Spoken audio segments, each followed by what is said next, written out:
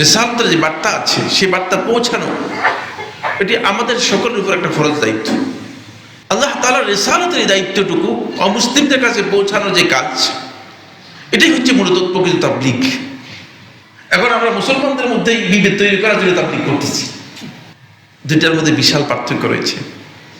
ওই মেসেজ আমরা পৌঁছাচ্ছি না। খুব কম সংখ্যক লোককে পাবেন যারা দাওয়াতি কাজ করতেছে, দাঈ আল্লাহের ভূমিকা পালন করতেছে, তারা অমুসলিমদের মধ্যে কাজ, তাবলীগের কাজ করতেছে। এই ধরনের লোকদের সংখ্যা হাতে গোনা কয়েকজন পাবেন। আমাদের কাজ কি? আমাদের কাজ হচ্ছে আমরা মুসলিমদের মধ্যে কাজ করতেছি। কি কাজ? মুসলিমদের মধ্যে দাওয়াত এবং তাবলীগের কাজ নেই। মুসলিমদের মধ্যে কাজ হচ্ছে তালিমের কাজ। বুঝতে বিশাল ভুল হয়ে গিয়েছে, এই জন্য কাজটা পুরোটাই কি করে দিয়েছি, উল্টাই দিয়েছি। আমরাও এখন মুসলমানদের মধ্যেই দাওয়াত এবং তাবলীগের কাজটাকে আমরা অন্যদিকে নিয়ে গিয়ে তালিমের কাজ যেটা আছে সেটাকে খুব বেশি গুরুত্ব দিচ্ছি। ফলে মুসলিমদের সংখ্যা বৃদ্ধি পাচ্ছে জন্মসূত্রে। মুসলমানদের সন্তান বেশি হওয়ার কারণে জন্মসূত্রে কি হচ্ছে, মুসলমানদের সংখ্যা বৃদ্ধি পাচ্ছে।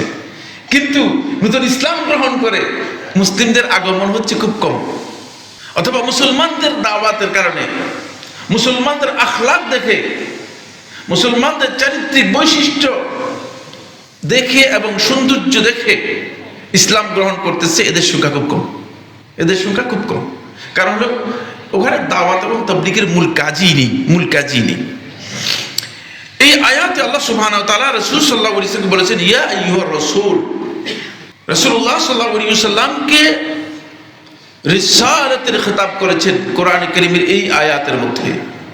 রিসালাতের মূল দায়িত্ব হচ্ছে আল্লাহর পক্ষ থেকে যে পয়গাম আল্লাহ রাব্বুল আলামিন অবতীর্ণ করেছেন সেটা গোটা মানব সভ্যতার কাছে, গোটা মানব গোষ্ঠীর কাছে পৌঁছিয়ে দেওয়ার দায়িত্ব হচ্ছে রিসালাতের দায়িত্ব। এখানে আপনি হিন্দু, বৌদ্ধ, খ্রিস্টান বা অন্য কোনো ধর্ম অবলম্বীদের মধ্যে পার্থক্য করবেন না। তাদের কাছে আপনার বার্তা পৌঁছানোর দায়িত্ব।